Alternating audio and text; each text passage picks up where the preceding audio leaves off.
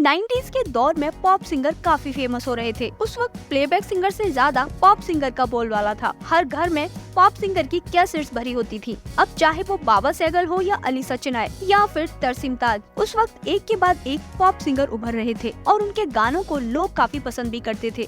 Punjabi mix pop song लोगों को बहुत भा रहे थे। अभी तक आप समझ ही गए होंगे कि आज हम जिस बारे में बात करने वाले हैं वो है 90s के पॉप सिंगर्स के बारे में। तो हम बात कर लेते हैं मशहूर सिंगर अलीसा चिनाय की, जिन्हें कौन नहीं जानता। अपने पहले ही एल्बम से फेमस होने वाली अलीसा चिनाय का जन्म गुजरात के अहमदाबाद में हुआ था। पहले उनका नाम सुजाता था, जिसे बाद में उन्होंने अलीसा कर दिया।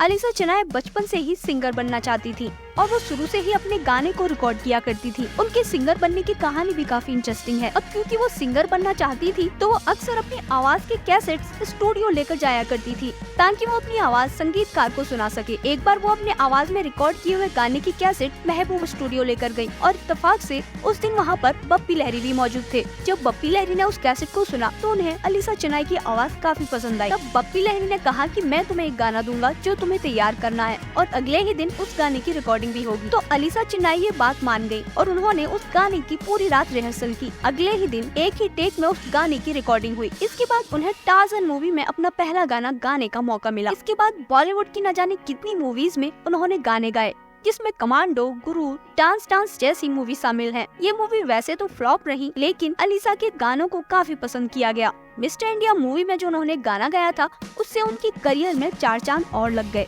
इसके बाद अलीसा चिनाय के कई सारे गाने फेमस हुए, जिनमें एक था रुक रुक रुक और एक आमिर खान की मूवी जिसमें गाना था तेरे इश्क में नाचेंगे। इस तरह के फेमस गाने अलीसा चिनाय ने 90s के इरा में दिए। इसके बाद 1996 में उनका एल्बम रिलीज होता है जिसका नाम था मेड इन इंडिया। यहाँ से अलीसा चिनाय के करियर को एक नया पुश मिला। ये गाना देश के हर शख्स की जबान पर रट गया। उस वक्त ये गाना काफी फेमस था। लोगों ने इस गाने को बहुत प्यार दिया। एक तरफ उनका करियर ऊंचाइयों पर था तो दूसरी तरफ उनकी पर्सनल लाइफ में भी काफी प्रॉब्लम्स चल रही थी। उनके 8 साल का रिश्ता खत्म हो रहा था।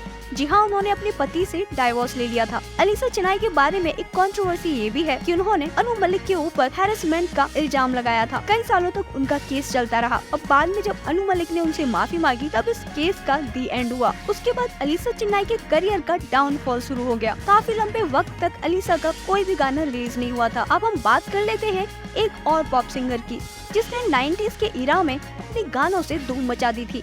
जी हाँ, हम बात कर रहे हैं फेमस पॉप सिंगर तरसीम ताज की। आपको बता दें कि तस्लीम ताज का जन्म इंग्लैंड में हुआ था। वो बचपन से ही सिंगर बनना चाहते थे। तरसीम कुछ डिफरेंट करना चाहते थे। उन्होंने ऐसा सोचा कि वो पंजाबी मिक्स सॉन्ग गाएंगे। इंग्लैंड में वो जॉनी जी के नाम से जाने जाते थे और इसी नाम से वो अपनी एल्बम भी निकाला करते थे। तब उन्होंने इंग्लैंड में अपना पहला पंजाबी मिक्स पॉप एल्बम बनाया जो रातों रात वायरल हो गया और इस एल्बम का नाम था हिट द डेक। अपने फर्स्ट एल्बम से ही तरसीम इंग्लैंड में काफी फेमस हो गए थे। विदेशी लोगों ने भी इनके गाने को काफी पसंद किया। इंग्लैंड के अंदर 30 वीक तक ये गाना नंबर 1 पर ट्रेंड करता रहा और उसके बाद ये गाना इंडिया के अंदर भी फेमस हो गया। इसके बाद वो इंडिया शिफ्ट हो गए और इंडिया में उन्हें तरसीम ताज के नाम से जाना गया। इंडिया आकर उन्होंने अपना एक बैंड बनाया। उनके इस बैंड को लोगों ने काफी पसंद किया। ये बैंड उस वक्त का काफी फेमस बैंड था। 1998 में उनका पहला एल्बम आया। एल्बम का नाम था आई हैव बीन वेटिंग। इस एल्बम को लोगों ने हाथों हाथ लिया। इस एल्बम के गाने लोगों की जुबान पर होते थे। इंडिया के लोगों के दिलों पर तरसीम का जादू चल रहा था। इसके बाद तरसीम ने बैक टू बैक कई सारी एल्बम रिलीज की। उनके कुछ फेमस गाने जैसे गल्ला गोरिया और नाचेंगे सारी रात जैसे न जाने कितने फेमस गाने जिन्होंने लोगों के दिलों पर जादू किया।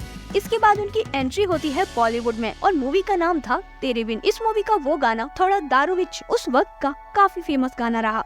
एक तरफ उनके गानों को लोग इतना पसंद कर रहे थे, उनका करियर पीक पर था, तो दूसरी तरफ उनकी सेहत भी थोड़ी थोड़ी खराब हो रही थी। उन्हें लीवर से जुड़ी हुई समस्याएं आ रही थी। डॉक्टरों को जब दिखाया गया तो पता चला कि उन्हें लीवर की प्रॉब्लम है। तब उनकी उम्र करीब 43 साल थी। इसके बाद उनका इलाज चलता रहा, लेकिन उस वक्त उन्होंने बहुत सारे गाने नहीं गाए। इलाज कराने के बाद भी और मात्र 54 साल की उम्र में एक इतने बड़े पॉप सिंगर का देहांत हो गया। अब हम बात कर लेते हैं नेक्स्ट सिंगर पलाश सेन की। शायद उनका सबसे फेमस सॉन्ग गली आपको याद होगा, जिसने अपने वक्त में धूम मचा दी थी। लेकिन क्या आप जानते हैं कि पलाश सेन एक प्रोफेशनल सिंगर नहीं थे, बल्कि एक डॉक्टर थे। डॉक्टर होने के बाद भी उन्होंने सिंगर बनने का ठाना। पलाश सेन का बचपन दिल्ली में गुजरा है, लेकिन जन्म की बात करें तो वो लखनऊ में पैदा हुए हैं। उनकी सारी फैमिली डॉक्टर्स की थी, तो ऑब्वियसली पलाश भी डॉक्टर ही बनना चाहते थे और वो डॉक्टर बन भी गए थे। लेकिन सिंगिंग के लिए उनका अलग ही जुनून था, वो सिंगर भी बनना चाहते थे। जब वो कॉलेज में थे तो फंक्शन में अक्सर गाया करते थे और साथ में गिटार भी बजाते थे, जो लोगों को काफी पसंद आता था।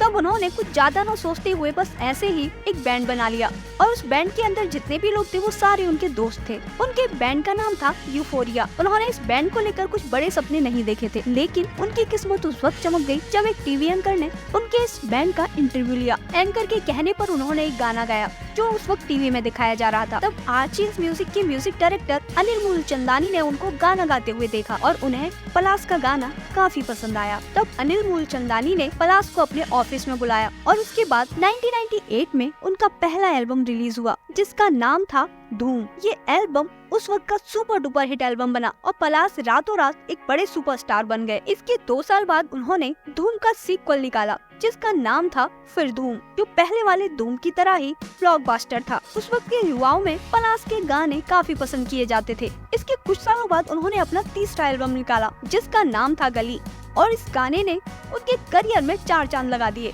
ये एल्बम उन्होंने बनाया था विद्या बालन के साथ। इस एल्बम के गानों ने पलाश को सक्सेस की ऊंचाइयों तक पहुंचा दिया। लोगों को इस एल्बम के गाने काफी पसंद आए। कभी आना तू मेरी गली गाने ने तो धूम मचा दी। पलाश का करियर काफी अच्छा चल रहा था, लेकिन म्यूजिशियन उनके पीछे हाथ धोकर पड़े थे। वो अपने हिसाब से उनसे गाना गवाना चाहते थे। वो चाहते थे कि पलाश रिमिक्स गाए, लेकिन पलाश अपनी तरह से काम करना चाहते थे। अपनी शर्तों पर वो काम करना चाहते थे, जिसे लेकर म्यूजिक इंडस्ट्री के लोग उन्हें नापसंद करने लगे और वो एक गंदी पॉलिटिक्स का शिकार हो गए और वो धीरे धीरे म्यूजिक इंडस्ट्री से दूर होने लगे। या फिर आप कह सकते हैं कि म्यूजिक इंडस्ट्री के बड़े लोगों ने उन्हें म्यूजिक इंडस्ट्री से बाहर कर दिया। उसके बाद उन्होंने दिल्ली की ही एक लड़की से शादी की और वो वापस से ही अपने डॉक्टर वाले प्रोफेशन में आ गए। आपको बता दें कि पलाश के 2 बच्चे हैं और वो अब दिल्ली में रहते हैं। वो एक हड्डी के डॉक्टर हैं और अपने हॉस्पिटल में एज ए डॉक्टर प्रैक्टिस करते हैं। एक इतना बड़ा सिंगर जिसके गानों ने लोगों का दिल जीत लिया, जिसके गाने युवाओं के सर पर चढ़कर बोला करते थे, इतने अच्छे सिंगर को इस तरह से बाहर का रास्ता दिखा देना, आप समझ सकते हैं म्यूजिक इंडस्ट्री बाहर से जितनी खूबसूरत लगती है उतनी रियलिटी में नहीं होती। ये सच में एक आर्टिस्ट की मौत है।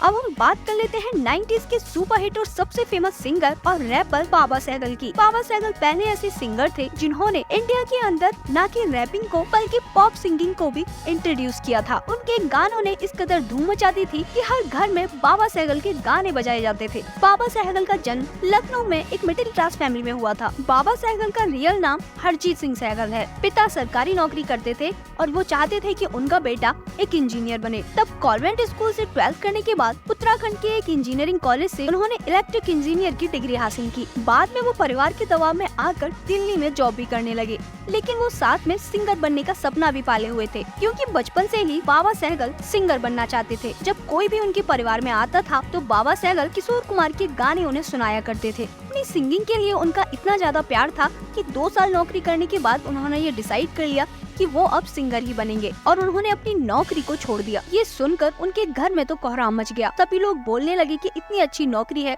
छोड़कर क्या करोगे, लेकिन वो नहीं माने और मुंबई चले आए। बाबा सहगल के दोस्त मेघना साउंड में मैनेजर का काम करते थे। मेघना साउंड म्यूजिक की वो कंपनी थी जो बॉलीवुड की म्यूजिक कंपनी को टक्कर दिया करती थी और साथ ही वो नए सिंगर को मौका भी देती थी। तब मेघना साउंड ने बाबा सहगल के साथ 2 एल्बम साइन की और दोनों एल्बम बनाए गए। क्योंकि उस वक्त पॉप सिंगिंग नई थी और कोई इसके बारे में जानता नहीं था, तो लोगों ने बाबा सहगल के उन गानों को पसंद नहीं किया और वो बुरी तरह फ्लॉप हो गई। इसके बाद मेघना साउंड ने बाबा सहगल के साथ कोई और एल्बम बनाने से मना कर दिया। तब बाबा सहगल निराश होकर अपने घर वापस चले गए और उनका सिंगर बनने का सपना टूट गया। लेकिन उन्होंने हार नहीं मानी और एक और गाना तैयार करके वो फिर से मेघना स्टूडियो पहुँचे और वहाँ के मेकर्स को अपना गाना सुनाया। वो गाना लोगों को इतना ज्यादा पसंद आया कि उन्होंने इस गाने को लेकर एल्बम बनाने की अनुमति दे दी और तब उन्होंने अपना एक और एल्बम रिलीज किया और उस एल्बम के सारे कैसेट रातों रात बिक गए।